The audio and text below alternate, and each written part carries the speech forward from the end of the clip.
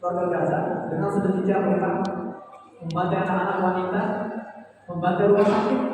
Kemarin ada sekolah di pengungsian Jabalia, ada sekolah Safo itu dibom. Dengan tank baru itu dihancurkan 200 bulan sana. Mereka sudah tidak peduli lagi dengan kebijakan dunia. Mereka ini berani membantu setenang ini. Itu tidak akan mereka lakukan kalau hanya mengandalkan diamnya negara-negara Arab. Enggak. Kalau negara-negara Arab diam, model seperti ini akan bersuara, akan marah.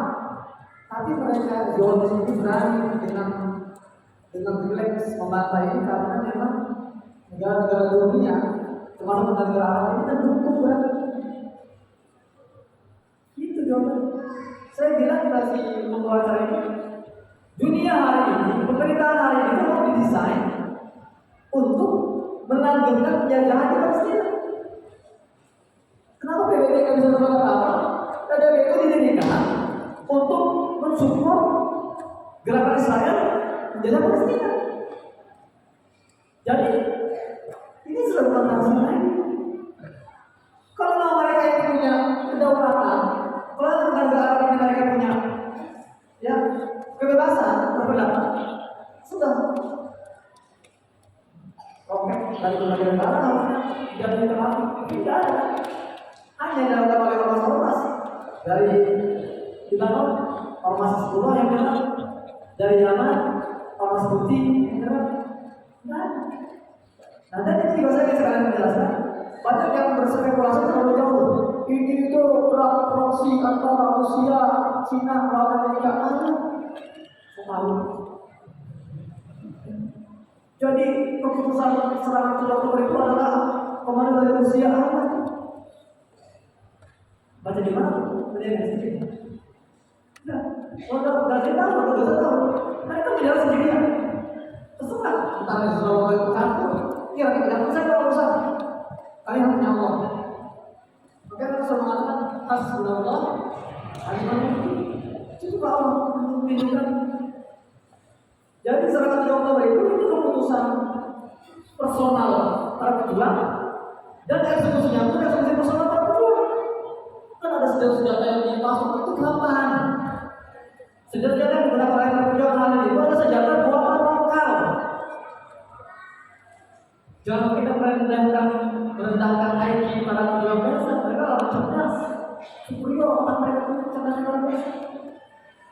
Kita siapa berarti menusuk mereka, menghina mereka, memfitnah mereka itu siapa? Ya. Jadi sekali lagi, pemerintah dunia itu sudah kita desain untuk melanggengkan. Nah, masalahnya ketika serangan 7 Oktober itu terjadi, dunia kaget.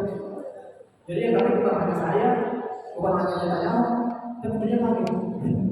Ternyata sekarang sudah semua itu. Bisa diurus dan dihancurkan sekolah itu. Ternyata PKK yang katanya paling mustahil itu gak sekuat itu, gampang dihancurkan. Ternyata Iron Dome yang katanya itu sistem pertahanan udara yang paling mustahil, ternyata gampang itu oleh rekan-rekan berharga di atas dolar. Mulailah sekarang negara-negara yang sok-sokan menunjukkan sikapnya. Yang tadi sudah normalisasi, berani mengusir kudus-kudus. Karena kata sudah terbuka. Kami ini selama ini nurut karena kami ini takutan sama militer mereka. Sekarang mereka tak sebab itu adalah ada harapan terlepas. Jadi serangan 7 Oktober itu membuka harapan dunia, membuka mata dunia. Makanya ini senada dengan ayat Al-Quran. Ya, saya akan sedikit banyak mengatakan.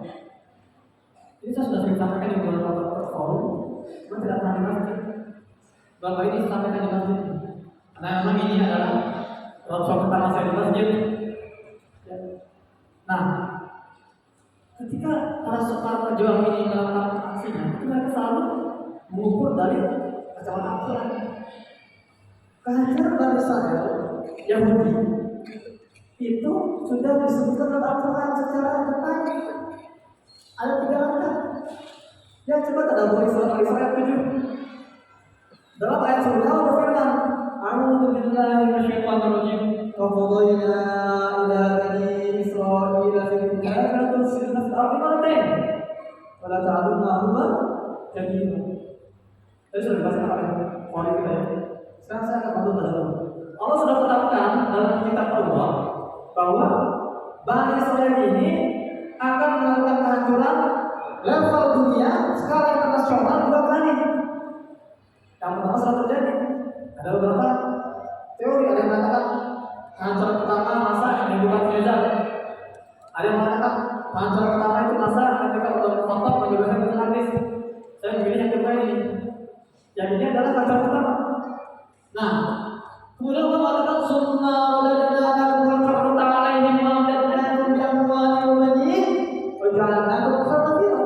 Kita akan hancur, tapi kasih kesempatan nih. Uang yang banyak, keturunan yang banyak, pengikut yang banyak, siapa tahu kan? Bersyukur. Tapi kata Allah sederhana.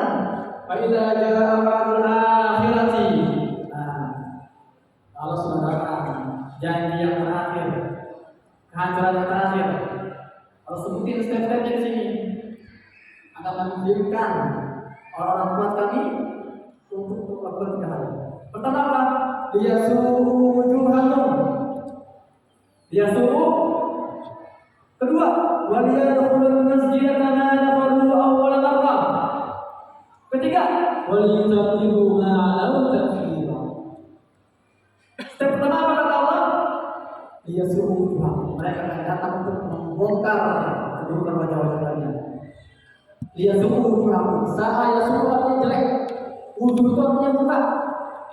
Karena mereka akan bongkar muka-muka jelek kalian. Sekarang terbongkar kan? Wajah militer mereka terbongkar tidak? Bagus atau jelek? Jelek. Wajah ekonomi mereka terbongkar tidak? Bagus atau jelek? Wajah politik mereka terbongkar tidak?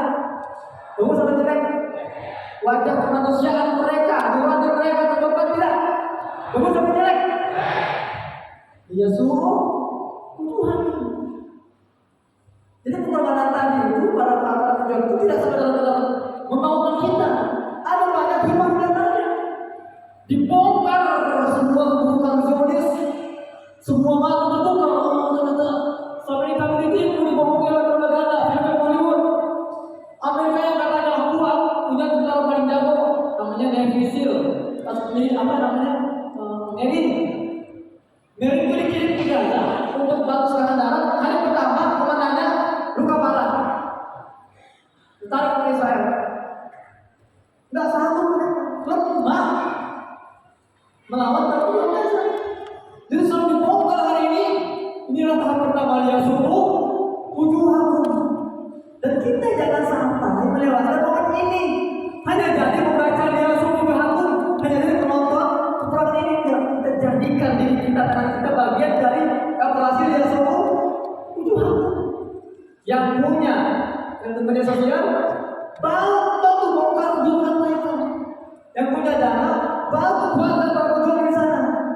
Buat beli senjata, bukan. Buat beri makan keluarga-keluarga mereka yang mereka tinggalkan sementara mereka berjuang di depan sana. Kuatkan istri-istri mereka, kuatkan anak mereka. Ini yang mereka butuhkan. Mereka sekarang tidak terus tentara kita. Kenapa tidak menunjuk kita berangkat sebagai tentara ya? Tapi kita bisa kirimkan support kita. Kita jadi bagian dalam perjuangan dia semua wujuhan. Insya Allah kita optimis. Insya Allah kita optimis setelah fase dia wujuhan ini kita akan bisa masuk ke Masjidil Aqsa. Karena tujuannya apa?